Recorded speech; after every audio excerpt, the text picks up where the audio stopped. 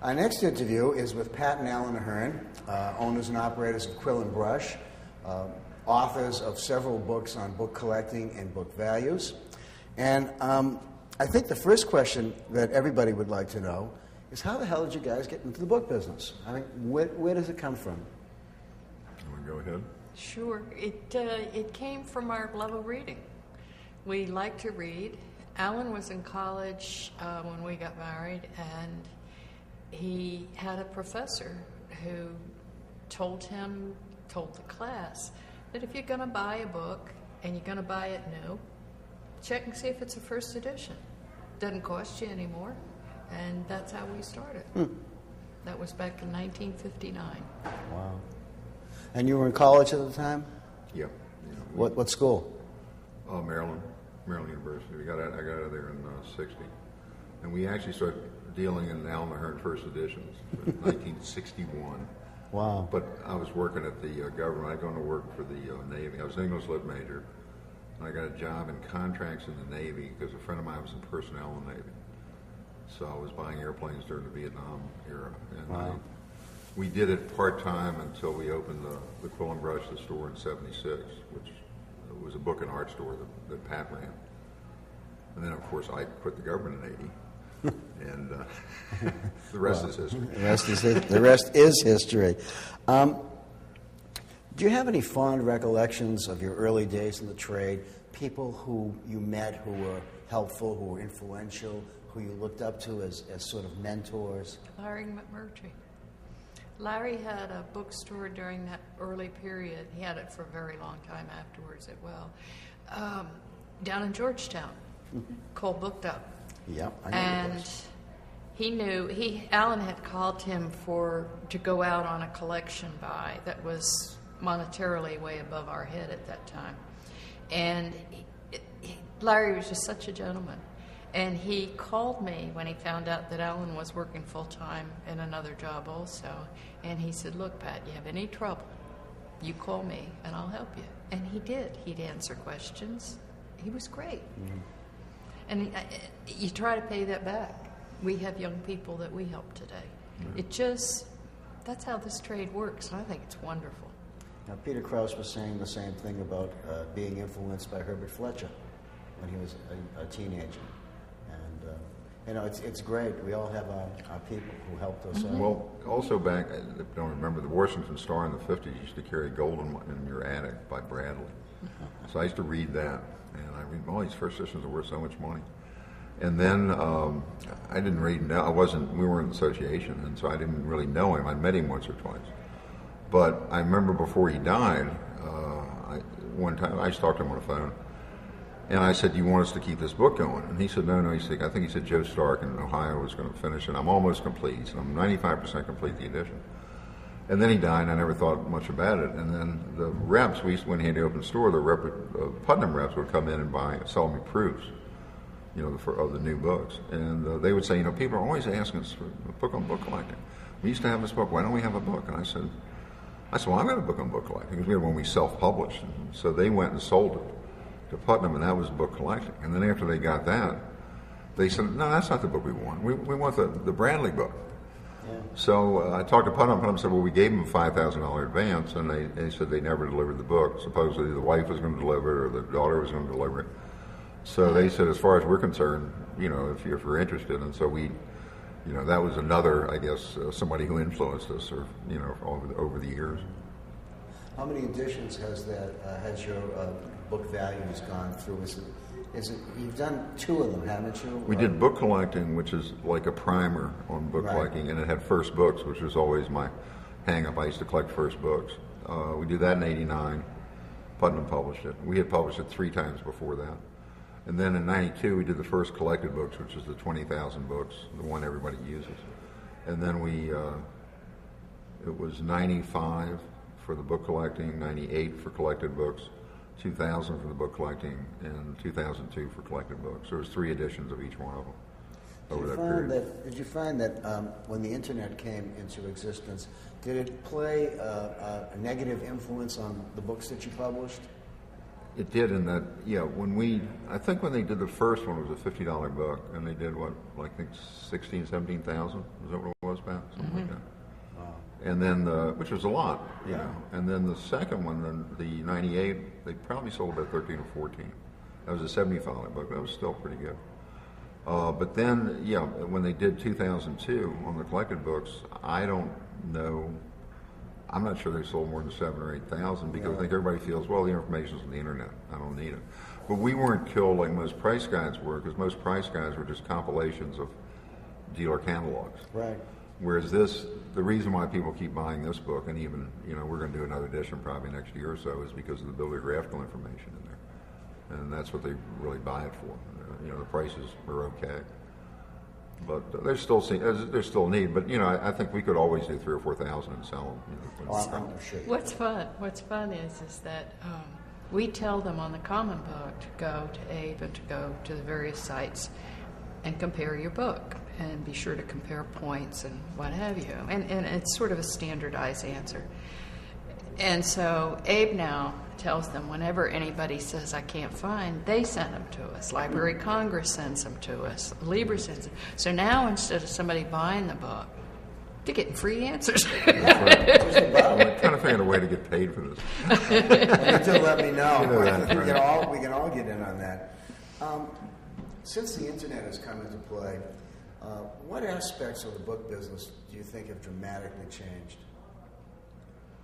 I think all of the cheaper books got really cheap, and the scarce books got really expensive because the true scarcity was known. Yeah. All of a sudden, we had a different market. Yes, Well, we you did. got ABE now is over 100 million books. So you've got what you really have, the total availability is visible, whereas before it wasn't. So many of us were guessing. Example, a couple of months ago, somebody asked me for a Patrick O'Brien, and it was like a $500 book, you know, first edition. And there were 6 copies on the net, 4 in England, 1 in Australia, and 1 in New Zealand.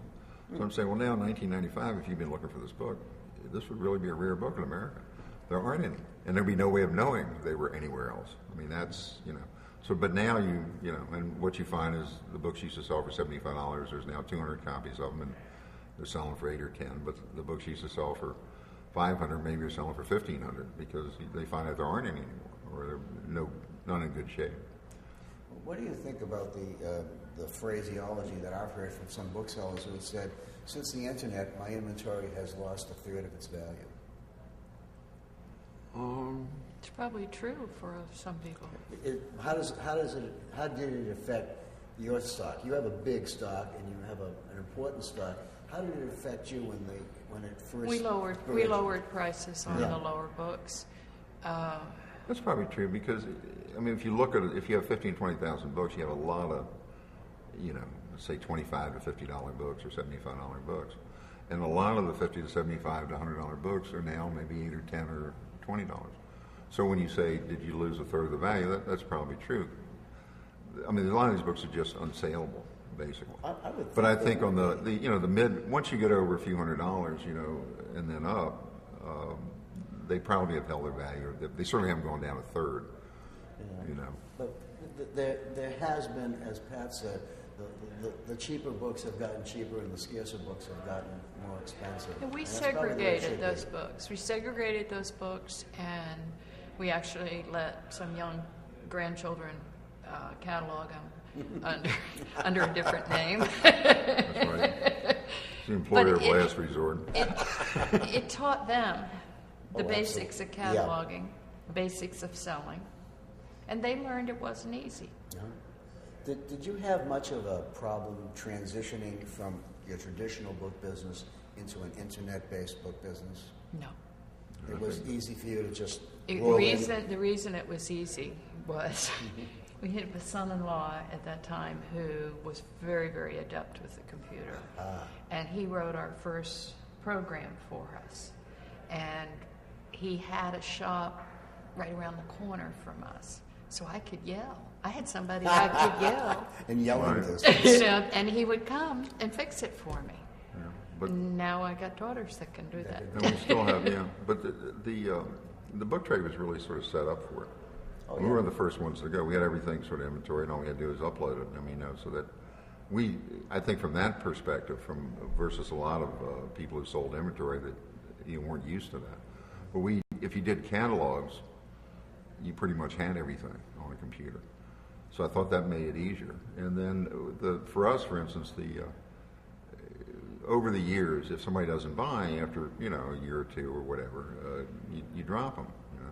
Well, the nice thing about the internet, it has a lot of bad things. As far as reducing prices, one of the things you can do is you can push a button and send 3,000 notices out to people who've dropped and said, we got this catalog. If you'd like to go see it, you can click here and go see it. And you see why, for the most part, you drop those people. But occasionally, they'll buy a book.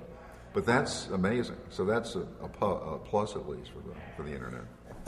If you were entering the book trade today, what do you see as like the major things that you would have to do, other than have money? Yeah. Money is the key thing. You have to have an inventory. If you're just coming into the book business, we've seen some bookstores fail where people have been putting together this grouping of books that they're going to open this bookstore with. They have no backlog.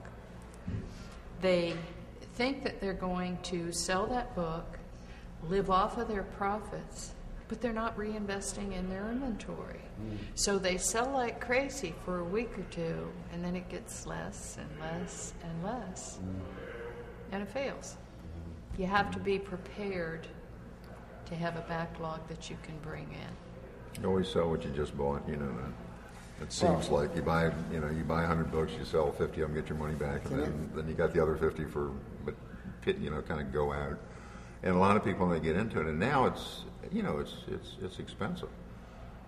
It's hard to find good collections. A lot of collectors put their stuff on eBay, or they put it up. They're on ABE themselves. So a new dealer coming in, needs probably really. We never had much mentoring. Where people worked, I guess apprenticeship, not mentoring, but apprenticeships. And we probably it's something that more and more people should do now, the younger people, to actually work for somebody for 5 or 6 years and probably buy stuff on the side and then get a much better idea. I mean, I never worked in a bookstore.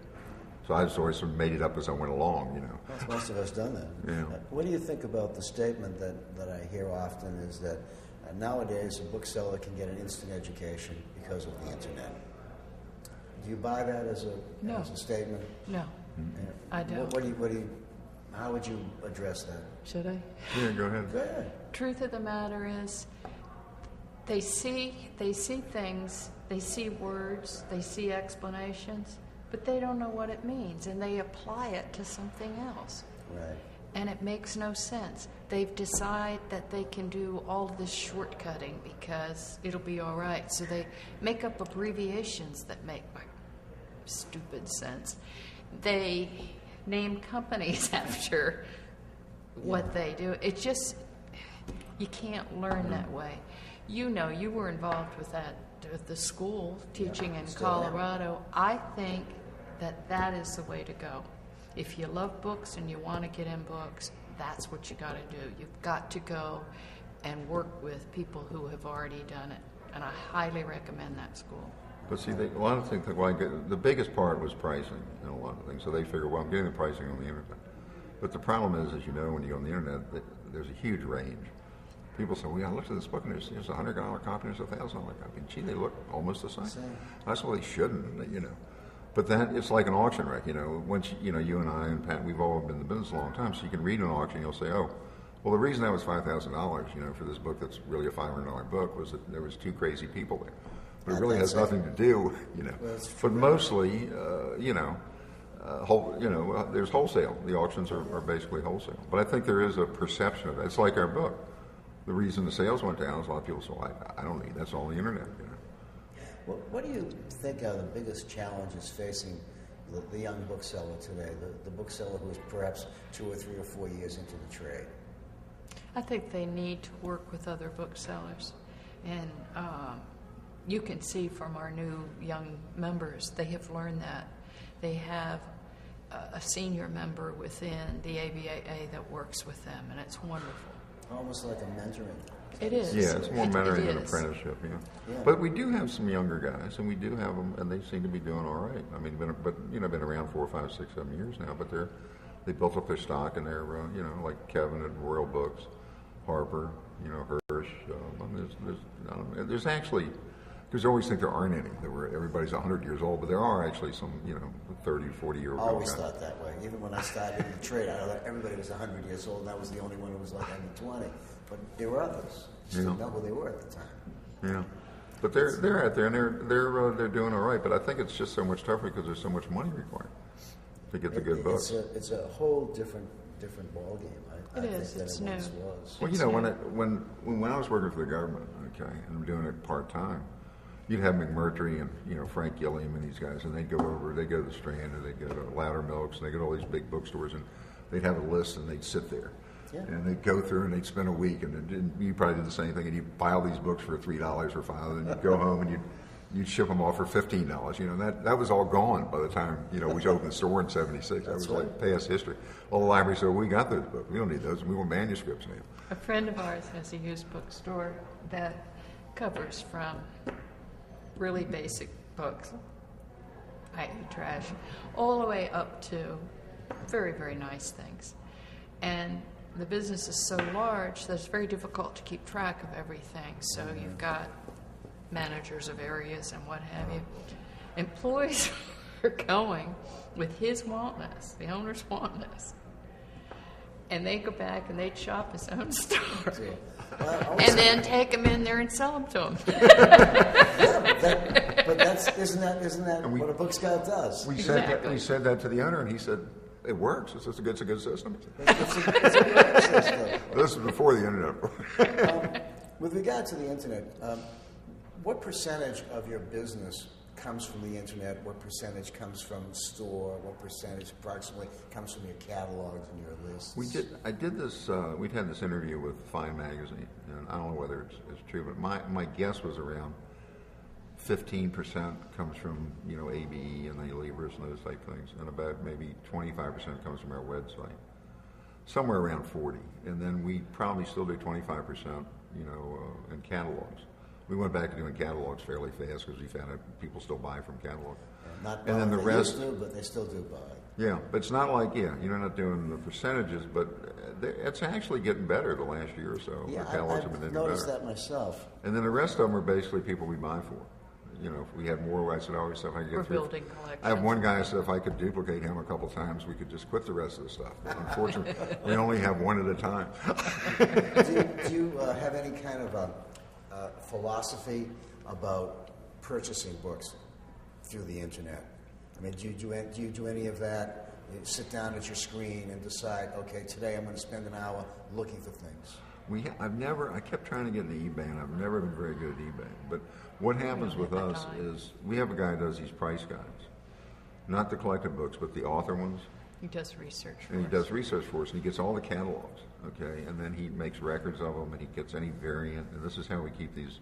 They're bibliographical checklists with prices is what they are. Yeah. And we've done 174, and we're actually going to do some more. It's been a long time, but we've got about 30 more doing. We just did H.G. Wells at 80 pages. Wow. But what he'll do, it's funny, when he's updating them, he'll look on ABE, and he'll say, here's this book. Like there was one, it was a Faulkner book. And it was, the last time it was sold, I can't remember who sold it. It was sold for like $500. It's a little pamphlet. It was called A Fairchild Story or something like that. I never even seen it. He said, well, there's a guy in England's got it for $12. He said, you probably ought to buy it. So the funny thing is there are actually buys on them, but you can't, it's not like looking, you can't find them because you're looking for a book. Now you told me that you would get on and just go look for like presses or look for, published place, codes, that kind of thing. I use bibliographical codes because even the most unintelligent bookseller knows how to copy. So I would go in and look for Wagner Camp, or look for Howes, or look for Cowan, or look for Graff, right. And things would come up. And most of it was too much, but some of it was just right. Yeah, there are things on there. And the other, what I find funny is if you have a book and you go and there's none there, okay, and so and it's a scarce book, and so you price it. I don't know. I mean, it's not rarely you price it $1,500. You go back about 3 weeks later, there's 5 copies of them. Right. And 15, 14, 30, yeah. They've been waiting, holding this book. Yeah, everybody's been waiting for somebody to be bold enough to say what they think it's worth. We used to do that with the old A.B. Bookman. Oh, yeah? Do you remember the magazine? Of course. Yeah, we used it forever. And it was funny because you could advertise the titles you wanted, and you would get things from $1,500 down to $1.50, including postage. They never worked. We used to get 10%. If you put 100 books in there, you get quotes on 10 of them. But there'd always been one book that would pay for it. There would be somebody quotes over $2 that was like a $200 book or something. The predecessor to the internet in a small sense. It's a shame he didn't. Never understood Jake why he didn't. He had that market tied up. Well, he did, but he approached the situation from a wrong angle, and it couldn't have worked. We've all made mistakes like that. It was too bad because I mean he was not a computer illiterate guy. No. I mean that's why it just seemed like an obvious thing for him to kind of transition over, but it just never worked. He just didn't have the what it took, I think, to make it work. He came from an entirely different angle, and it just wasn't. It had to be printed on paper. Yeah, and it just. And let's face it, we're that way. You'll never catch me reading a book on the internet. I don't like to stare at light. No, I can't do that either. Well, we've got a couple of more minutes, and I just would like to have you both look at your crystal balls, if you were, and give us your prognostication on the future of the book business. Will we have a book business in 50 or 100 years, or is this the heyday of the antiquarian bookseller? It may be today's heyday, but in my opinion, it's like antiques. There will always be someone who wants the books. It may change, phenomenally for how they're printed, how many are printed. If the new book business goes down, it's going to make scarcer books for us later. So I don't know. I think I was more pessimistic than I am now over the last few years. I always thought we used to have a big remainder house named Daedalus there. The best remainder house, I think, in the country. It's probably still are. And I would go over there and see 5,000 copies on a skid of T. Cordes and Boyle's first book for $1.98, and if you bought $100 worth of books, you got 50% off, So we used to buy a lot of stock there, and we could buy it and price it $15, $20, and eventually we'd be selling it fairly high. But then I would notice, like 3 or 4 years later, that the books like they've disappeared. Now, part of that was people would put them in their basements or go to and you'd only see them at a little fair maybe. Because on the internet you can see it all, but there you had to actually go to the store or go to somebody's house, So these, they didn't, they would go up because there were copies, but nobody could see them. But eventually, like you look on the internet, you would look maybe 5 years ago, I'd look for like Agatha Christie in dust jackets, and there might be 5 copies. Might be 20 copies, there's 5 nice copies. Now you go back, there aren't any. Yeah. So, but what I learned from Daedalus was somehow these books got absorbed. It's a very shallow business. There aren't that many customers out there. But over time, they'll get absorbed. If there's 200 copies of a James Lee Burke book, it may never get absorbed. Yeah. But if you've got 5 or 10 or 15 copies and you got 100 million copies up there, don't be surprised in a year or two if those copies are gone. So I think that, the books we deal in, the antiquarian books and the books are relatively high value. I think they're going to hold up. I think it's always going to be collectors, So you're a little bit optimistic. I'm more optimistic than I was a couple of years ago, Or than when he started that sentence. Yeah, that could be. Was it a paragraph? Pat and Allen, thank you so much for participating in the project. I loved the interview. It was great, and I hope people who watch it feel the same way. Thank you. Thanks a lot, Mike. Thanks for doing it.